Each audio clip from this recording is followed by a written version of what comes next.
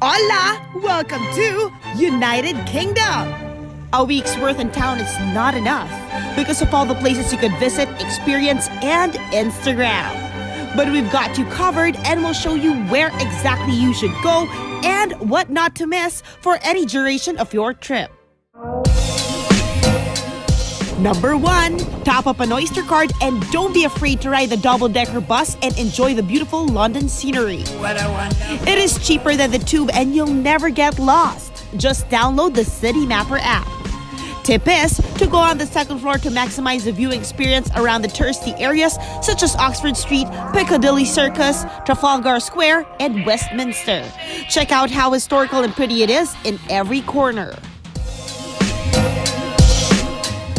Number 2, be an Instagram hoe and get that camera ready for the big bet. What a wonderful world. One of the best places to get the perfect shot is at the left side of the Westminster Bridge, facing the Houses of Parliament, or go down the park beside it and click away for that beautiful shot. But a thing to note is that it's under construction now, so you'll have to wait until 2021 to see the scaffoldings around Elizabeth Tower be gone. Number 3, visit the Tower Bridge.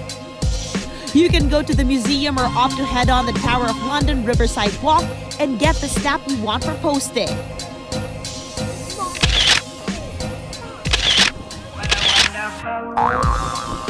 A little secret to avoid the crowd when taking photos: go on the edge of one corner and set your tripod ready for a photo bomb or free shot.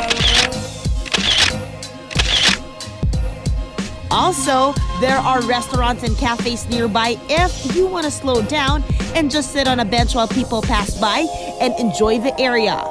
The River Thames boat tour is around the area as well, and you could ride there to Greenwich and see the beautiful borough where the Prime Meridian is. Well, worth it naman kasi ito na yung observatory. At after nyan, sa akin dito naman ay ang breathtaking view ng London.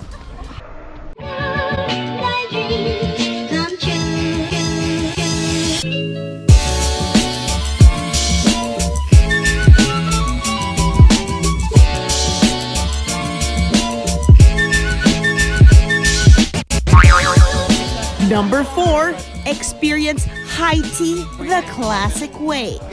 The pink one is a Leche Rosé Victoria Sponge. It could be expensive though, and it could cost you from 60 to 80 pounds, but it is worth it.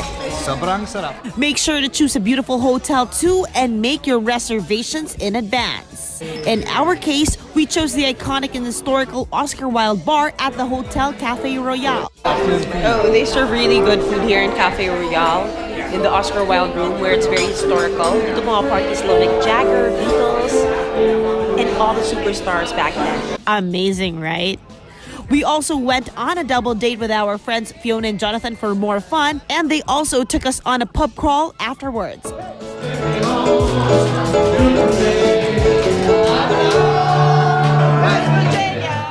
Thanks, guys!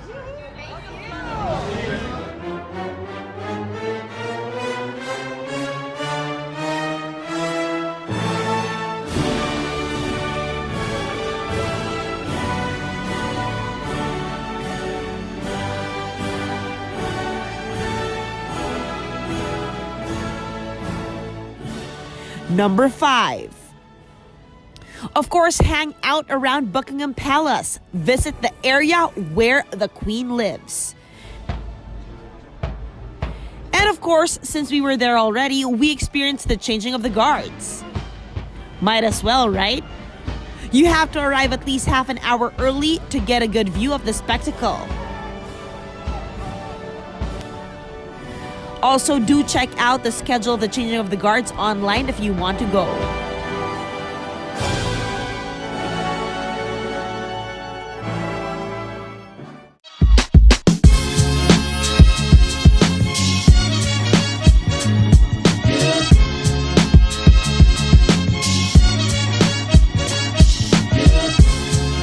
Number 6, Piccadilly Circus. This is one of the areas we kept coming back to because it was so pretty and there were amazing performers too. Kung sa New York, sa Times Square, dito naman sa London, sa Leicester Square, kakabugtong kung gusto mong ma-discover gaya nito, parang One Direction, di ba? There is always something to do here any time of the day. Kung gusto mo entertainment, itong Piccadilly Circus ang sentro ng entertainment dito sa London. Nandito na lahat. Nandito ang Soho at kung ano-ano pa. Gigimik na tayo, let's go! Number 7. Carnaby is also a pretty area and option to visit. We're now here in Carnaby Street. You walk here from Trafalgar Square. Walkable ka. At ang dami namang maaaliw ka ng mga tindahan na makikita mo at kainan. Pero dito sa Carnaby, ito raw ang swinging 60s that shaped the landscape of pop culture. Check it out.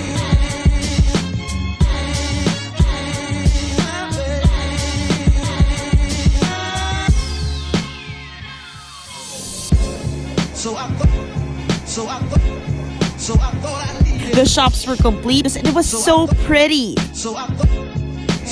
My favorite.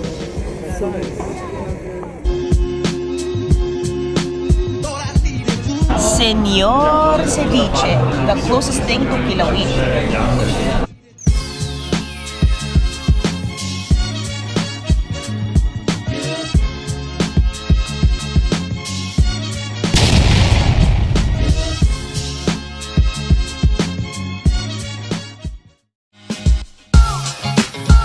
Number 8. Where you from? Philippines. For cheap eats and non-stop munching, head on to Camden Town. So guys, we're here now at Camden Town. Ito ang equivalent sa Divisoria nila. Dito mahanap nyo yung mga buting-ting at mga gandang mga bagay at a fraction of the price. Andito na tayo sa may food section ng Camden Market at makikita nyo mayroong mga Vietnamese at kung ano-ano pa na klase ng pagkain. Naglalaway na nga ako kaya medyo napapatigil ako.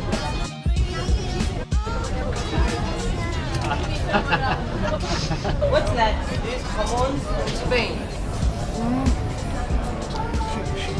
I'll eat it again. Where you from, guys? Philippines. Oh, Filipino po. Sorbetes. My type of sorbetes. Instagram then. Experience the different cuisines and check out the funky designs and stuff they sell.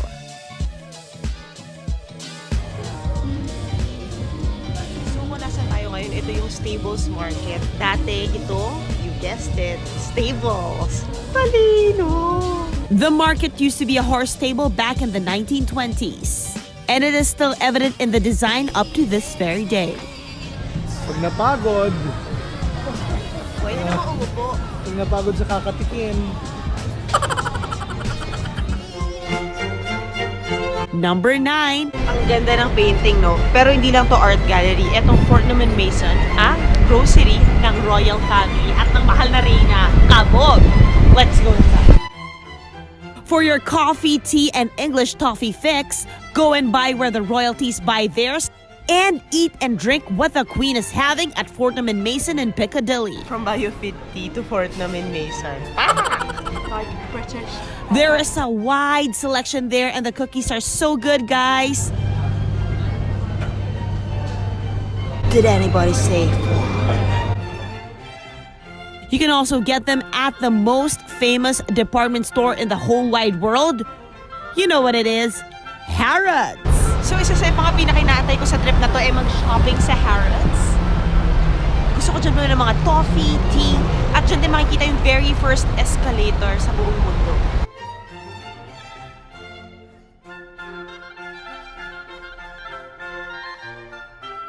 I like that there are so many selections. It's so fine and regal, and I just want to hoard everything, especially the tea and the coffee. Yeah, look at this. I'm hoarding. I'm hoarding. Where are the escalators? And when you're there, do go and see the first ever Egyptian-style escalator in the world.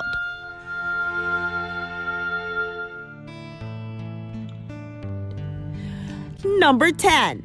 For the softie at heart, you'd want to visit the famous Blue Door at Notting Hill from the very best romantic comedy ever. Kung mahilig ka sa rom-com, talaga namang feeling celebrity kapag pumunta ka dito sa Portobello Road kasi nasa likuran ko, isa sa mga tourist spot ko saan naganap yung mga importanteng eksena sa pinakamagandang romantic comedy film na Notting Hill.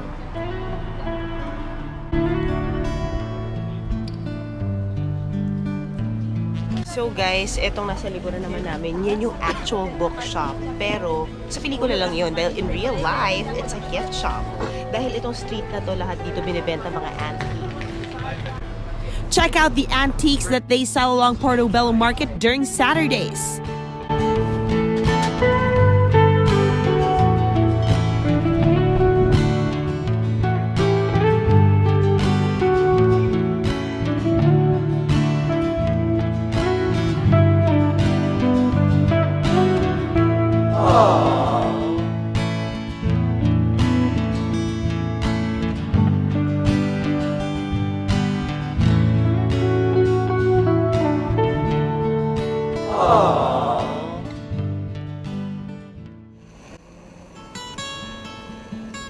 And of course, for the Beatles fans, you cannot miss the Abbey Road for the kick of it.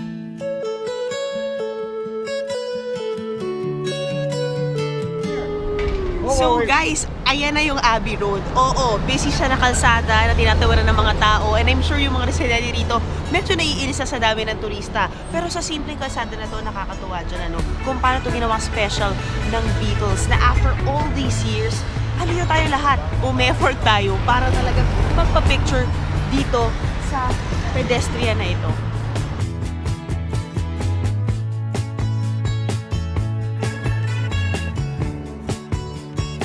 Sino na to? OMJ.